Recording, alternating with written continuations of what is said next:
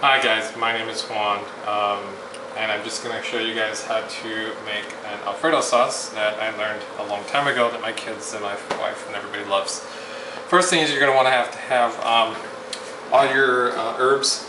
I'm using some rosemary, some thyme, and some basil. Not a whole lot, just enough to give it a little flavor because it is Italian themed sauce. And then you'll need olive oil, you need some garlic. You'll need roux, which I've already actually made my roux here. As you can see, I already cooked it down so that it doesn't take as long to cook. That way it's not going to give you that gritty flavor that everybody complains about. Abby. I'm also using some of the Italian cheese, Frigo. It's Parmesan, Asiago, and Romano mixed in there, so it's a nice little helping of multiple cheeses. And then I'm using the mozzarella cheese, and I'm using the whole milk, and I used another full container of the whipping cream, heavy whipping cream as well. You'll also need capers, which I like to put in mine because it tends to give it a lot more of a richer flavor.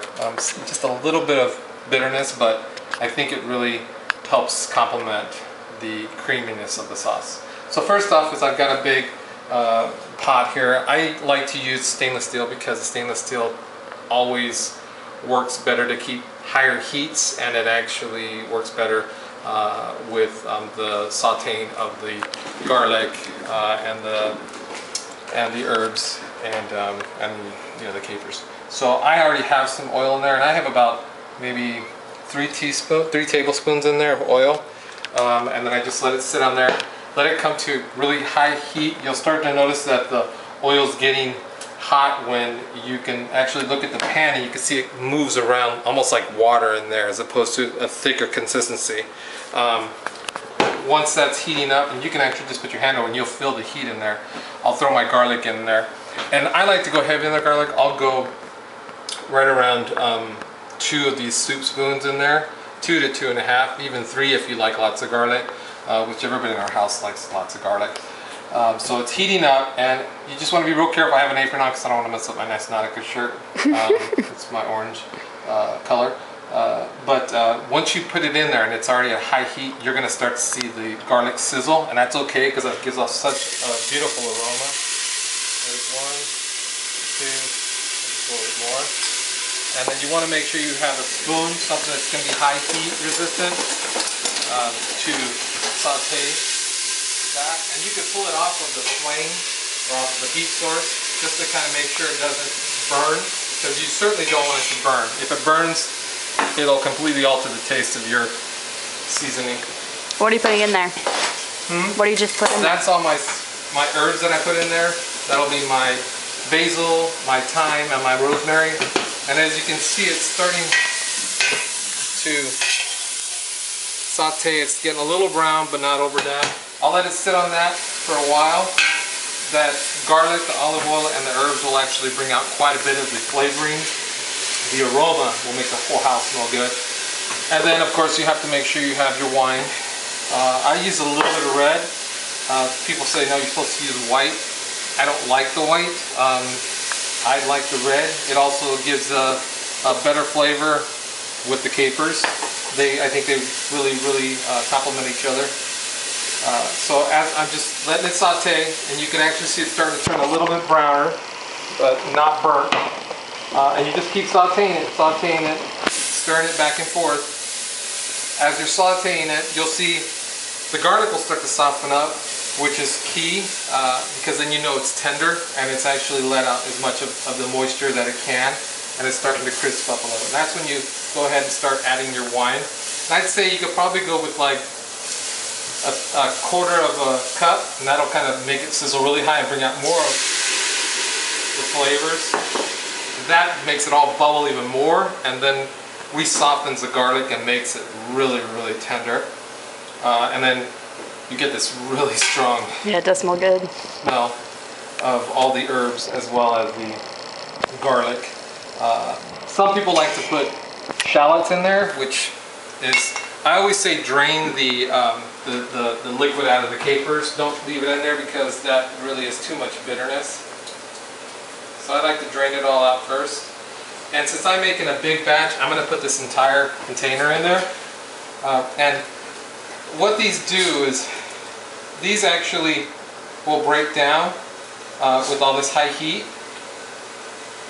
and give off a really, really great flavor.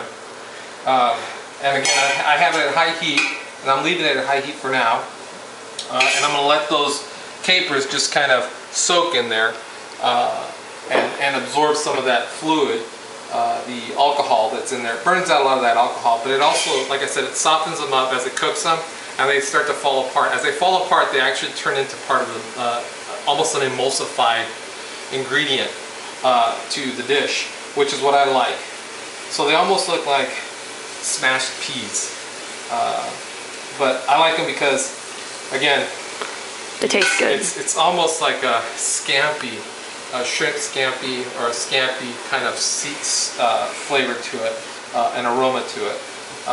As the liquid starts to dry out, as you can see there, you add more wine in there, and that'll actually break down the capers and the rest of the seasonings really, really well. I'll let that cook up a little bit more. And while we're doing that, while that's taking place, I've gone ahead and already taken my half and half whipping cream, and I've already actually, I microwave that for about 4 minutes just to kind of take the cold away from it, so that when it goes into the mixture here, it's going to go in warm or lukewarm as opposed to ice cold, which will just separate everything because you've got all these different seasonings plus the capers, and you don't want your sauce to look like curdled milk, which is what will happen. And well, that's a lot of ingredients to have to throw away after the fact. So as you can see, it's starting to really dry out. You're getting all that beautiful flavor in there. And then I'm going to add just a little bit more red wine in there. And the red wine, people think, oh well, the color of it's going to change the sauce color. It won't. It'll darken it just a little bit, but not enough to actually worry about it, because let's be honest, Alfredo sauce isn't white, it's more of a yellowish, which is okay. Unless the stuff you buy at the grocery store, and that's white crap. So now that it's getting really, really done, I'm going to add my heavy whipping cream, because I know that it's just about ready.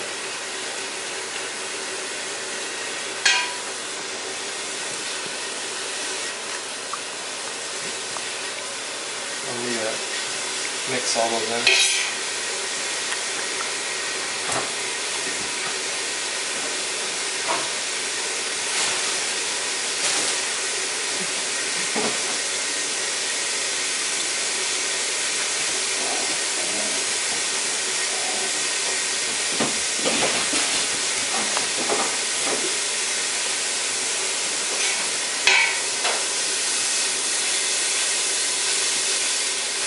Now the key here is to make sure when you add the whipping cream that you stir like crazy, because the whipping cream is so thick it will actually start to separate. It'll burn, and you don't want that. So now I add my whipping cream.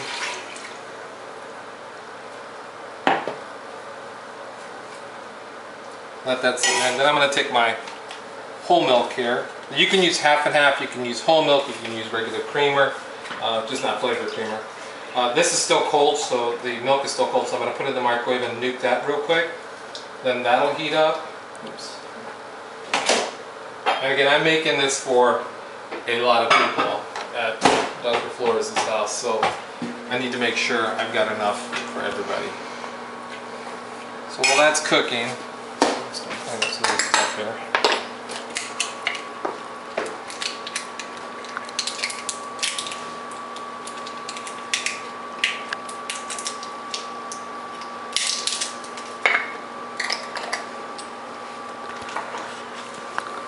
You can pause it. To stop it? Yeah. Because I have to do all this.